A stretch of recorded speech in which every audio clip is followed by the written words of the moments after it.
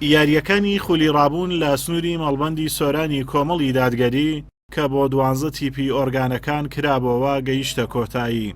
لە کۆتاییاریش هەردوو تیپی لقی سۆرانی نووری حکمە و تیپی ناوەندی سۆرانی ڕێکخراوی قوتابیانی کوردستان ڕوبەڕووی یەکتر بوونەوە.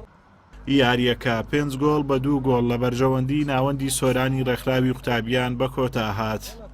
بەنای خوا گەورە میهرەبان ئەم شەو دیارە یاری کۆتایی بوو لە نێوان تیپی تۆپی پێی قوتابیان ڕێکخراوی قوتابیان ناوەندی سۆران و لەگەڵ لقی سۆرانی نووری حکمە.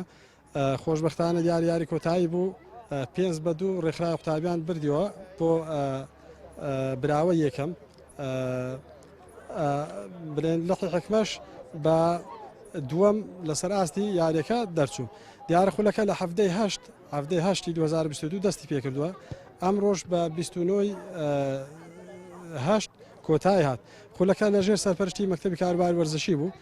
ئێمە شۆک و مەڵبەندی سۆرانی کۆمەڵی دادگەری بە 12 تیپ بەشداریمان کردبوو.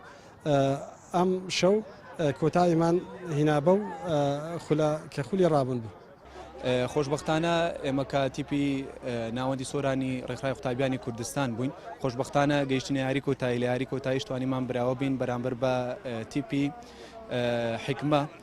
دەستخۆشی لە یاریزانەکانمان و هەروەها ڕاهێنەری تیپەکەشمانەکەین و بەختێکی باشتریش بۆ تیپی دووەم دەخوازین و هیوادارم لەو جۆرە چاڵاشیانە بەگشتی لە سنوورەکەمان پەرەی پێ بدرێت و دەستخۆشمان هەیە بۆ کۆمەڵی دادگەری کە هەڵساوە بە ئەنجامدانی ئەم خولە. بسم الله الرحمن الرحیم. سەرەتا دەستخۆشی لە ڕێکخەرانی خولی تۆپی پێی ڕابوون دەکەم کە هەستان بە ئەو جۆرە چالاکیانە بە تایبەت لە بواری ینی لە بواری تۆپی پێ بەڕاستی ئەم ڕۆژ بەشدار بووین وەکو خولی ئەنجومەنی لقی سۆرانی سنتەری حکمە توانیمان پلەی دووەم بەدەستبێنین.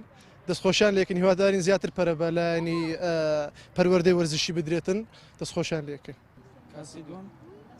لە مەراسیمێکدا بە ئامادەبوونی بەرپرسی مەڵبەندی سۆرانی کۆمەڵی دادگەری و ژمارەیەک لە کارژێر و ئەندامانی مەڵبەند خەڵات بەسەر هەردوو تیپی براوە دابەشکرا. خولی ڕابوون ڕاستەوخۆ لەلایەن مەکتەبی کاروباری وەرزشی کۆمەڵی دادگەری سەرپەرشتی دەکرا و 8 تیپ لەسەر ئاستی کوردستان لە سنووری سەرجەم مەڵبەندەکان بەشداری خولەکە بوون. ئازاد ئۆمەراوەی کەناڵی ئاسمانی پەیام، سۆران.